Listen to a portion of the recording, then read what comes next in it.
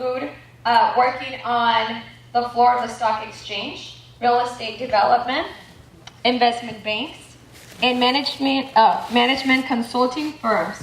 In addition to his day-to-day profession, Wes gives presentations and lectures at corporations and universities around the U.S.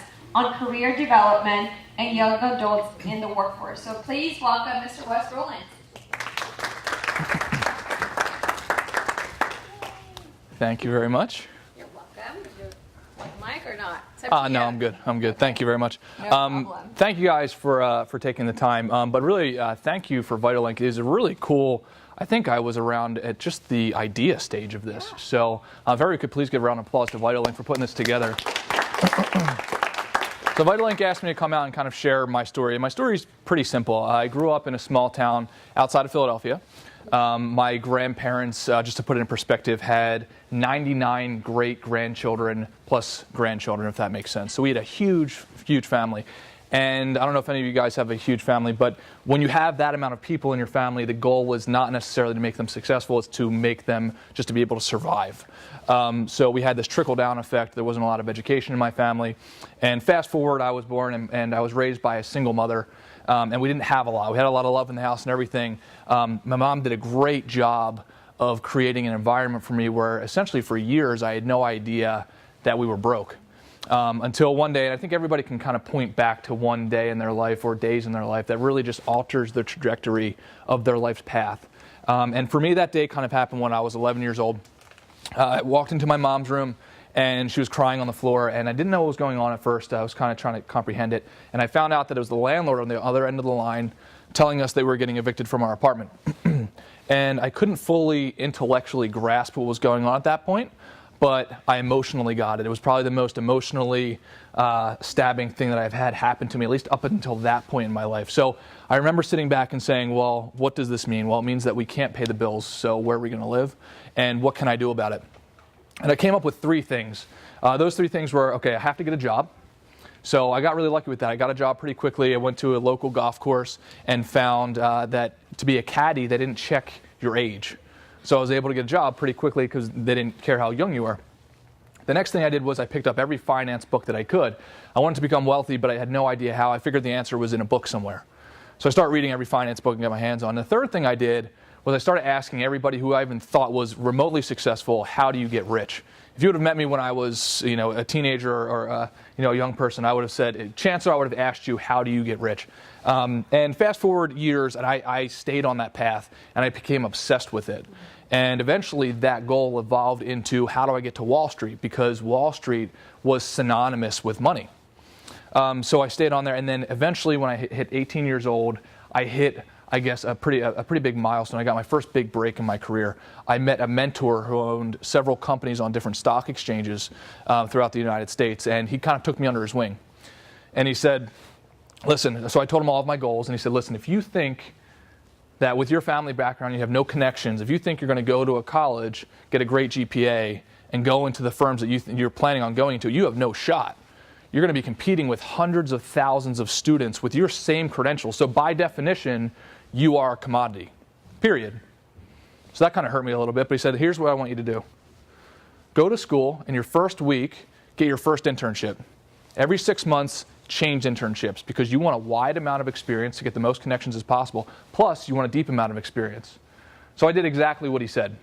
Started by my second week, I had my first internship. 6 months later, I changed. 6 months after that, changed again, and so on. I just followed his formula because he had already done it. So I did that. Fast forward, I graduated in 2009. I'm sure all of you know you did not want to graduate with a finance degree in 2009. I literally graduated, and jobs in the finance industry were being lost by the tens of thousands. Lehman Brothers collapses, all of that stuff. But I had 6 job offers when none of my other friends did. The only reason, literally the only reason, was exactly what he said when I was 18 years old. You have to have the job experience. When you go into the workforce, employers do not ask what can you do, it's what have you done, period. They don't ask you what classes you've taken, it doesn't matter.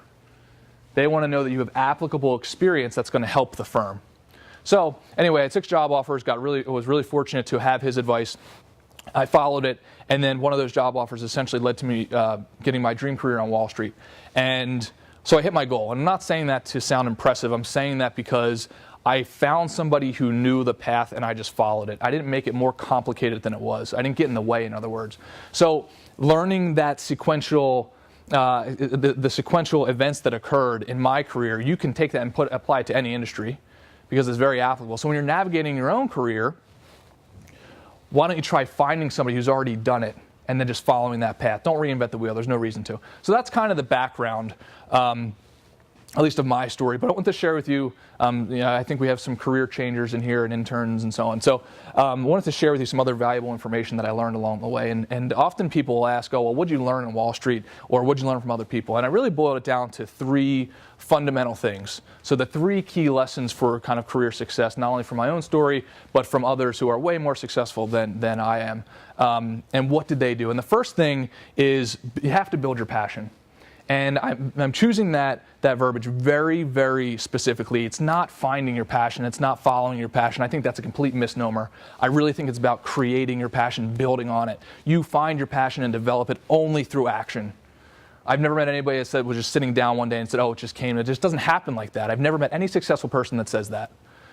And by the way, I don't think it's a luxury to go into a career of passion. I absolutely think that in today's work environment is so competitive that it's an absolute necessity. It's a requirement. It's not your right, it's your obligation to go down that road. If you want to produce results that are superior for yourself, for your family, and for others, the only way to do it is to do something that you love, period. Steve Jobs said it best, and he said, if you want to create something that's awesome in this world, the only way to do it is if you're passionate about it. Because passion is the only thing that's going to help you follow through when it gets tough. And it gets tough. I mean, definitely. I can tell you that, in New York, it is tough. Working 90 hours, 100 hours a week, the only way to do it is if you love it. You can't compete with other people if you're not passionate with what you're doing, because the other guy is doing it on the weekends and at night. And if you don't love what you're doing, you're not going to be doing it on the weekends at night. So the number one thing, build your passion. The second thing that I learned is create relationships, and we all know that. But if you were to ask any successful person, I guarantee you they can all point back and they say, I would not have been here today if it wasn't for Mr. So-and-so or Mrs. So-and-so. Because other people know, there was a great study done by Harvard, and they essentially showed the universe of knowledge in the world. And they came up with essentially that 80% of the knowledge that exists out there it lands in this category called you don't know what you don't know. So you don't even know that the knowledge exists, if that makes sense. The only way to fill in that knowledge blind spot is by borrowing the information from other people. That's the only way to fill it in. So there could be careers out there right now that you're perfect for, but you have no clue that it exists. The only way to discover those is by talking to other people. Does that make sense? So, and if you really want to get good at this and set up a structure, you have to build a team around you of people who are smarter than you, work harder than you, and just overall more skilled than you. That's the only way you will raise your standard to become a better person. That's the only way. And if you want to get great at developing relationships, it's pretty simple. Commit to giving 10 times more to another person than you'd ever expect to receive, and it would be really cool, the results you receive. I guarantee you. Now, the third thing really is probably the most essential, and that's staying connected to your why. What is the reason that you're doing what you are doing? That gives you the emotional energy. When I was working in New York, you had to have emotional energy to follow through. There was no other way to go about it. And if you really want to get great at this, you make your why, the reason for your journey, about more than yourself, about serving more than just you, about serving your family and others. If you really want to do that, will give you an emotional energy that nobody can compete with. I mean, show me somebody who works harder than a single mother who's trying to raise a child. You can't show me that. Show me somebody who works harder than a father who's trying to put 3 kids through college. Show me somebody who works harder than somebody who literally is working to put food on the table tonight. You can't show me somebody who works harder than that, because they have a reason that moves them forward. It's not about background. It's not about IQ. It's not about GPA. It's not about any of that stuff. Race, gender, doesn't matter. It's all about the emotional energy that you use from your why. So what's your reason? And how are you going to take that reason?